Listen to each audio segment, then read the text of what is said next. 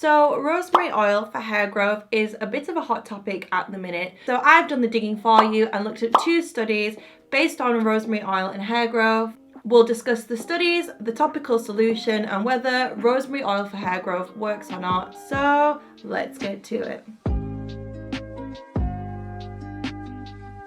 Why rosemary oil for hair growth? So rosemary acts by improving blood circulation and improving vascularity, helping the regeneration of follicles, a similar effect that is provided by minoxidil. So basically, rosemary oil is thought to improve circulation to the scalp, which in turn aids in the growth of hair. So I've looked at 2 different studies for you guys in regards to rosemary oil and hair growth. And study number 1 is a very popular study that a lot of people cite when talking about rosemary oil and androgenetic alopecia, because this study is a comparison of rosemary oil versus 2% topical minoxidil. I just want to point out the studies that we are talking about today are not double-blind, placebo-controlled trials, which are the gold standard of testing when it comes to testing products. Study number 1 is a very limited randomized controlled trial, and this took place over a period of 6 months. And if we know anything about studies and hair growth, it's that 6 months is an okay time to be looking at a product in relation to the results it has on hair. Remember, hair growth is a very, very slow process, and I feel like 6 months is the bare minimum that we should be looking at products in relation to hair growth. Anyways, this study was only tested on 100 patients as well, which I believe is a very small sample size. So just bear in mind, it's a randomized controlled trial. The sample size is very small, and I believe the length of study is very small. So take the conclusions with a grain of salt.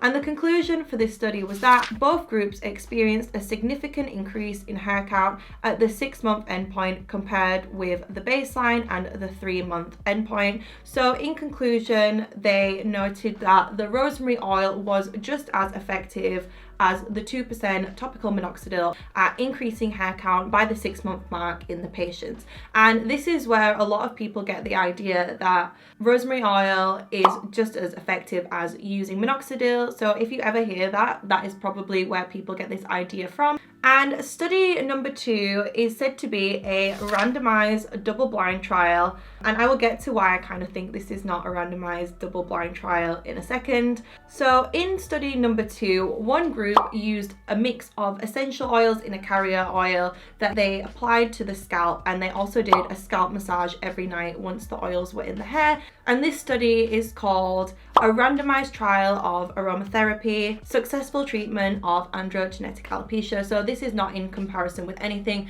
This is just a study that looks at aromatherapy, essential oils, and scalp massage and how it improves hair growth over a certain period of time. Basically, this study uses a mix of essential oils, and I will probably note it somewhere just so you guys can have a look, along with the carrier oils, jojoba oil and grapeseed oil. And this study took place over 7 months in 86 different patients. So obviously one group just used an oil and the other group used the mix of aromatherapy oils.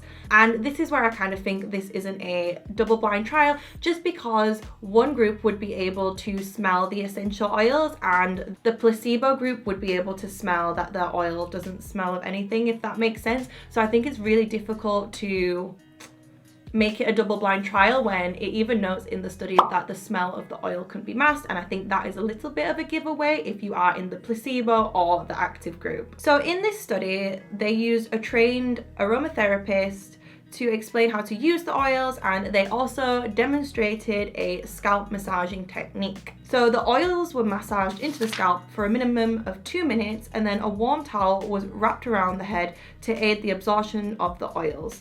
Patients were advised to use this technique every single night over the course of the trial. And in the end, 43 patients in the active group showed improvement compared to 6 of 41 patients in the control group. So obviously this study is pro essential oils in relation to hair growth. And again, I just want to point out that the sample size is very small and the duration of the study is very small. Again, this is another study that you have to take with a grain of salt when you're thinking about using essential oils for androgenetic alopecia.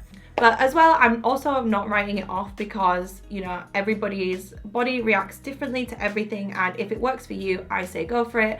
The point I'm making with this video is that we just need to be very careful when using things such as oil to aid in hair growth, you know, just because I think if you use the wrong mix of oils, it can cause a lot more damage than it can good. So always proceed with caution when using things such as essential oils for hair growth. A lot of people ask me, how much rosemary oil should I be using on my scalp in order to make a hair growth serum? And I also wanted to make this video as well because I don't like seeing influencers out there selling scammy hair oil products when you could just as easily make it yourself at home for a fraction of the price, and I'm very pro doing that. So in regards to making your own essential oil hair solution, you need 1, essential oils, and 2, you also need a carrier oil. We can't just put essential oils straight onto the scalp because that can cause a lot of damage. So we need something that is called a carrier oil to help carry those oils around the scalp and dilute the solution and make it more tolerable for the scalp.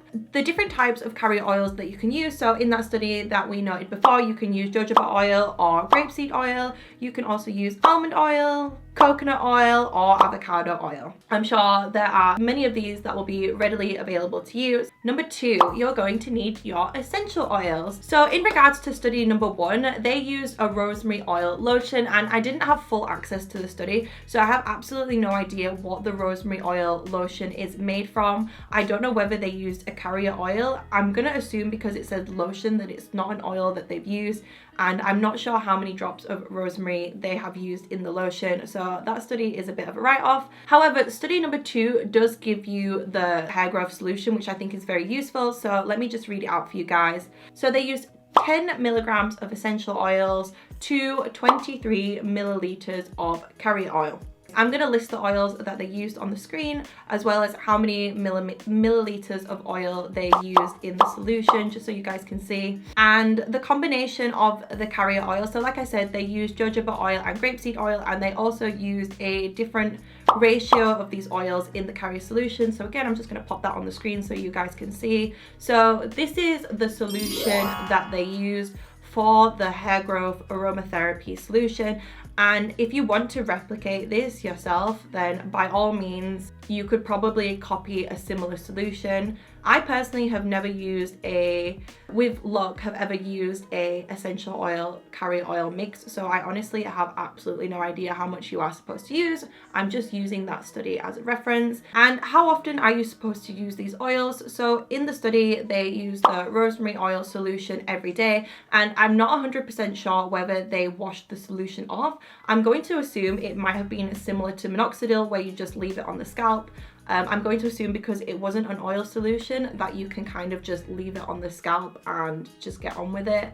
And in regards to study number 2, so they put the oils on every night, and they also massaged the oils in, and I'm going to assume that they washed it off the next day. Again, I'm not 100% sure how long they left the oils on for. I also found a website that is very interesting, and it is a website that teaches you how to dilute your oils so that they're safe for application on different parts of your body. So I will link that in the description for you below, because I think that could give you guys a good idea about how to make your own topical solutions. So yeah, definitely check out that website if you want to see how much essential oil you should be using with carrier oils to use on your scalp. And that's probably the best I can do because I don't have a lot of experience with it. So you guys will have to let me know in the comments below what works for you and what doesn't.